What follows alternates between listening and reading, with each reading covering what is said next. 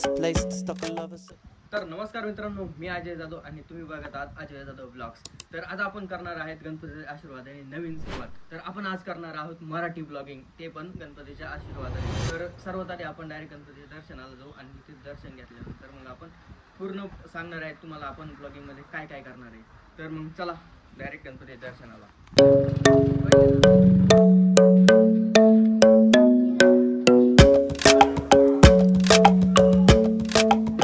तर मित्रांनो, गणपतीचे दर्शन झालेले आहे आणि आता चलो आपण घरी. तर मग चला. तर मित्रांनो, तुम्हाला सांगतो की आपण ब्लॉगिंगला सुरुवात का करत आहोत. झालं असं की आपण पहिल्यांदा छोटे छोटे मिनी व्लॉग्स टाकत होतो इंस्टाग्रामवरती.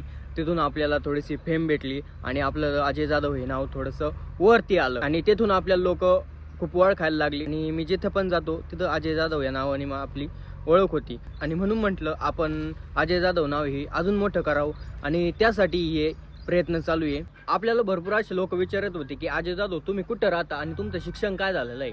तर मित्रांनो, चला तुम्हाला ते पण सांगतो. मी अहिल्यानगरमधील पात्रे खुर्द या गावाचा रहिवासी आहे आणि माझं शिक्षण सांगायचं ठरलं तर माझं MSc कंप्लीट झालंय आता आणि घरी बसल्या बसल्या कामावरून निवांतच असतो. त्यामुळे म्हटलं मग आपल्याकडे जे एक्सपिरियन्स आहे ते पण तुमच्यासोबत शेअर करू आणि तुम्हाला पण त्याचा फायदा होईल. तर मित्रांनो, तुम्हाला अजय जाधव ब्लॉग्स या चॅनलवरती काय काय पाहायला भेटणार आहे ते तुम्ही तुम्हाला सांगतो. डेअरी फार्मबद्दल तुम्हाला माहिती भेटणार आहे, शेतीबद्दल पण भेटणार आहे आणि मेन म्हणजे आपल्या घराचं काम चालू आहे आणि ते कसं करतोय आम्ही एकदम लक्झरी टाईप आपल्याला ते बनवायचं आहे आणि तुम्हाला मी सगळं व्यवस्थित दाखवीन.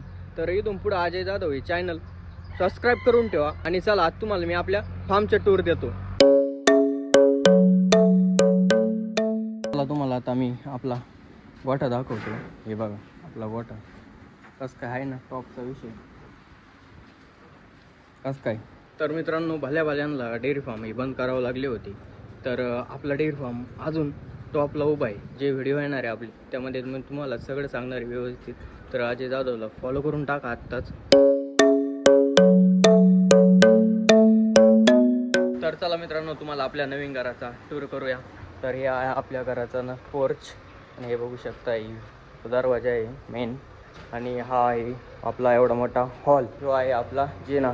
इथं आपल्याला काच बसायची आहे. ह्या साईडला एल शेपमध्ये आपल्याला सोफा टाकायचा आणि विंडो बघा केवढी मोठी आहे आणि इथं आपल्याला फर्निचर टाकायचं आणि हे दरवाजे बंद करून इथे दरवाजे टाकायचे. तर मग चला आपण डायरेक्ट आपल्याला सेकंड फ्लोअर बघूया.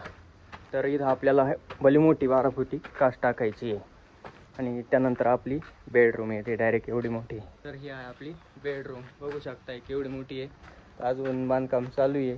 तर बघू शकताय 2 विंडो आहे, याला 2 दरवाजे आणि हा आहे आपल्या रूमचा पोर्च एवढा मोठा गॅलरी आणि इथं टाकायचं आपल्याला असा पाळणा टाकायचा आहे आणि ह्या इकडे बघू शकताय इकडे पण ओपन स्पेस आहे इकडे एवढी. आणि इकडं बघितलं तर आपला हा फार्म आहे एवढा मोठा तिथपर्यंत. वरतून आपला फार्म दाखवतो केवढा मोठा दिसतोय ते डायरेक्ट आपण बघू. तर चला, किती एवढं मोठं दिसतंय बघा, कसं वातावरण झालं एकदम एक नंबर झालेलं आहे असं. हा आहे आपलं वॉशरूम आणि हा आहे आपला जिना आणि इकडे येण्यासाठी स्पेस ठेवलेली एवढी. आणि मेन म्हणजे आपल्या घराचं काम एकदम फास्टमध्ये चालू आहे. त्याचं मागं एक कारण आहे आणि ती गुड न्यूज तुम्हाला लवकरच पाहायला भेटणार आहे आणि मी तुम्हाला ती लवकरच सांगणार आहे. तर काय गुड न्यूज, तर संग्राम शेठला पण माहिती आहे आपल्या बिझनेसमुळं माझं नाव ट्रेंडिंगला आलं आहे आणि हा बिझनेस म्हणजे आपला डेअरी फार्मिंग आहे आणि त्याबद्दल तुम्हाला खूप सारी माहिती आपण येणाऱ्या ब्लॉगमध्ये देणार आहे. मित्रांनो, ब्लॉग चालू करण्यामागचं खूप मोठं कारण आहे आपल्या खूप मोठ्या ड्रीम्स आहे आणि त्या आपल्याला कंप्लीट कशामधून करता येईल हे मेन महत्त्वाचं आहे.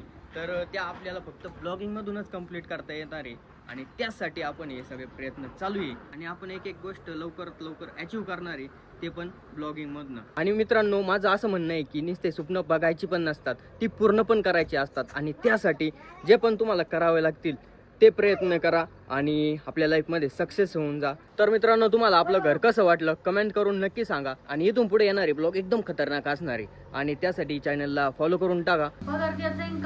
किती लागत तुला? हा